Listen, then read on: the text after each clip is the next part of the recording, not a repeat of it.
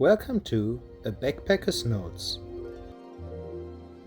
Today we visit Gugong, or the Forbidden City in Beijing.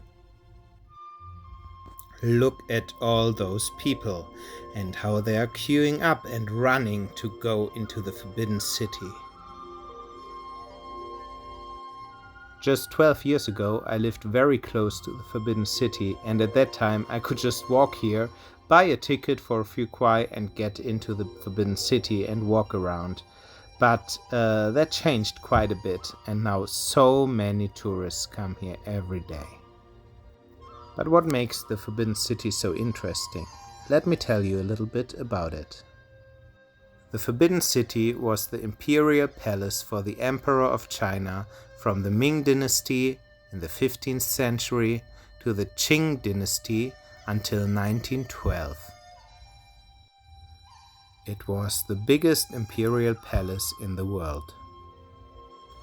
It is 720,000 square meters big.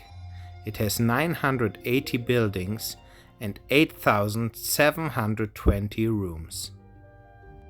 From 1406 to 1420 it took 14 years to build it.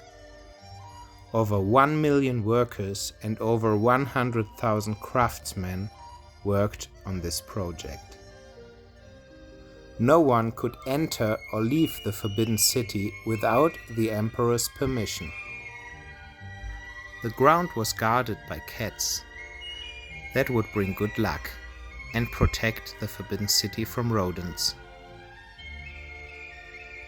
In these 600 years of history, many violent murders happened here. That's why people say the Forbidden City is haunted.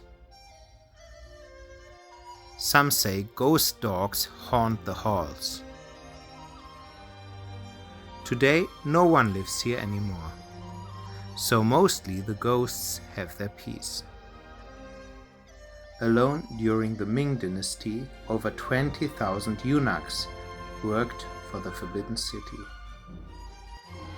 Eunuchs really stayed in the Forbidden City until 1924, when the last 1,500 eunuchs were banished from the Forbidden City. The women in the Forbidden City were usually maids or servants, but the emperor always had a select group of women being his concubines. That means they had the honorable duty of carrying his children. Who are the people you should know in the Forbidden City? First, there was Emperor Yongle. He was the third emperor of the Ming Dynasty who built the Forbidden City. Then there is Li Zicheng, a rebel leader who overthrew the Ming Dynasty.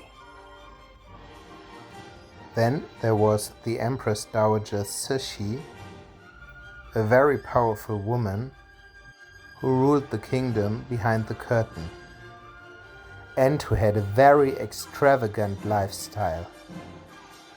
By keeping the authority over the Manchu imperial house over half a century, she became one of the most influential women in China's history.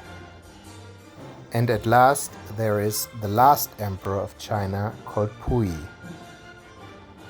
When he was 3 years old, he was chosen by Cixi to become the new emperor of China.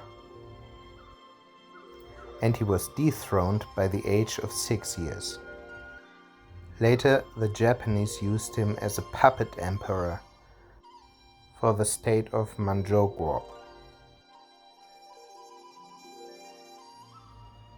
So that was a lot of information about the Forbidden City, and if you haven't been there yet, you should definitely go.